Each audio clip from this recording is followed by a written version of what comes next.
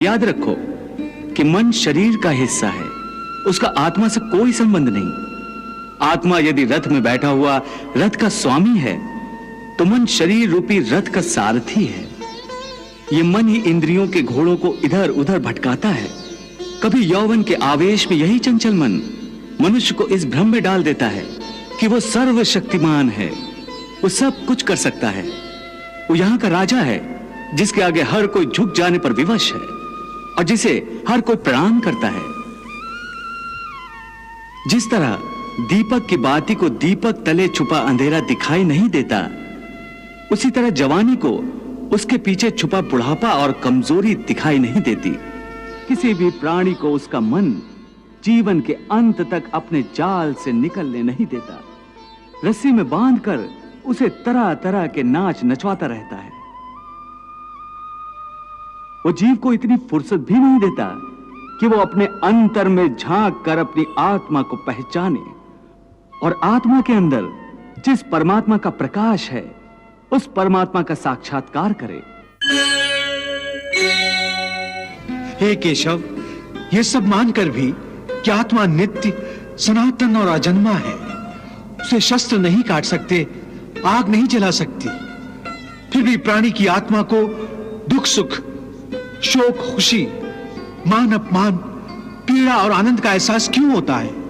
हे पार्थ, मैंने पहले ही तुम्हें बताया कि सुख दुख का आभास करना आत्मा का नहीं, शरीर का काम है।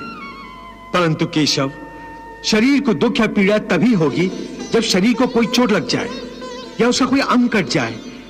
जैसे शरीर आग में जल जाए, उससे जो पीड़ा होती है वो तो शरीर की पीड़ा है। परंतु मान हानि होने से जो दुख होता है या मान होने से जो आनंद आता है, उसमें तो शरीर को कोई चोट नहीं पहुंचती। वो मान हानि का दुख, वो अपकीर्ति की पीड़ा तो आत्मा को ही होती है ना? नहीं अर्जुन, ये कीर्ति अपकीर्ति, मान अपमान, ये लाभ हानि, ये जीतने का आनंद अथवा हारने की पीड़ा, ये भी आत्मा को नहीं होती। ये आत्मा का काम नहीं है, ये तो मन की शरारत है। मन की शरारत? इसका क्या अर्थ है केशव? पार्थ, प्राणी के शरीर का एक अदृश्य अंग है मन, जो दिखाई नहीं देता, परंतु वही सबसे शक्तिशाली हिस्सा है शरीर का।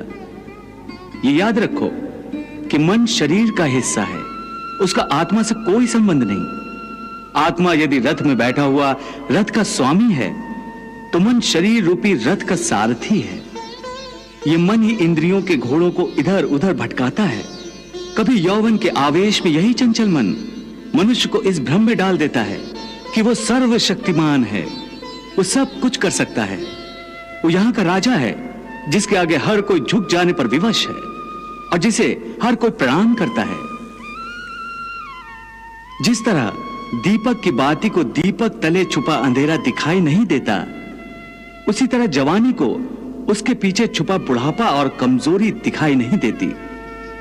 परंतु जब शरीर के दीपक में यौवन शक्ति का घी जल जल कर समाप्त होने लगता है और दीपक तले छुपा अंधेरा बढ़ने लगता है, तो मनुष्य घबराकर चिल्लाने लगता है, मैं बीमार हूं। मैं बीमार हूं,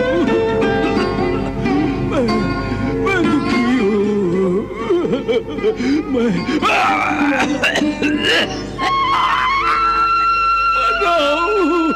मैं मर रहा हूं, मुझे बचाओ।